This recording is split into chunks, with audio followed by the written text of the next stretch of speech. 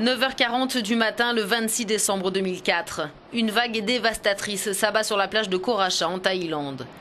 1h30 plus tôt, un tremblement de terre d'une magnitude de 9,2 s'est produit dans l'océan Indien, au large de l'île indonésienne de Sumatra, à 30 km de profondeur. Ce séisme est l'un des 4 plus puissants enregistrés dans le monde.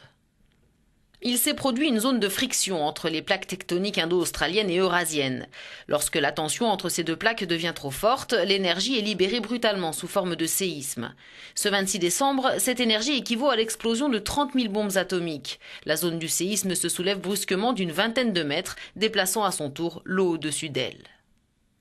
Des vagues gigantesques pouvant atteindre 35 mètres de haut et très rapides, jusqu'à 800 km/h, ravagent tout sur leur passage, allant parfois plus de 2 km à l'intérieur des terres.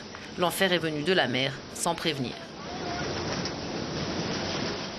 Le séisme est ressenti jusqu'en Afrique, mais c'est l'Asie du Sud la plus touchée. La catastrophe aura fait au total près de 230 000 morts et disparus. L'Indonésie, avec plus de 166 000 morts, est la plus meurtrie, notamment la province de Banda Aceh. Parmi les autres pays les plus touchés, le Sri Lanka, l'Inde et la Thaïlande. En cette période de fête, l'impact du tsunami est mondial. Des milliers de touristes avaient choisi l'Asie du Sud pour cette fin d'année. Ces plages paradisiaques deviendront la sépulture de quelques 2500 étrangers et le cauchemar des survivants. L'horreur, hein, c'était... je ne peux même pas en parler. C'était vraiment... Maintenant, c'est complètement... Nous, on était au club, c'était complètement dévasté.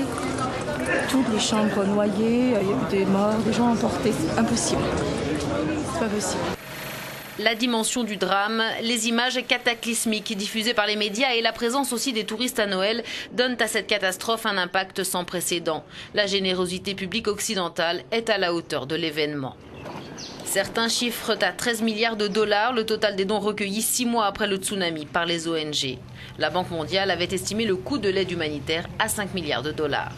Mais les ONG mettront beaucoup de temps à dépenser cet afflux inattendu d'argent, dont une grande partie sera même affectée à d'autres catastrophes.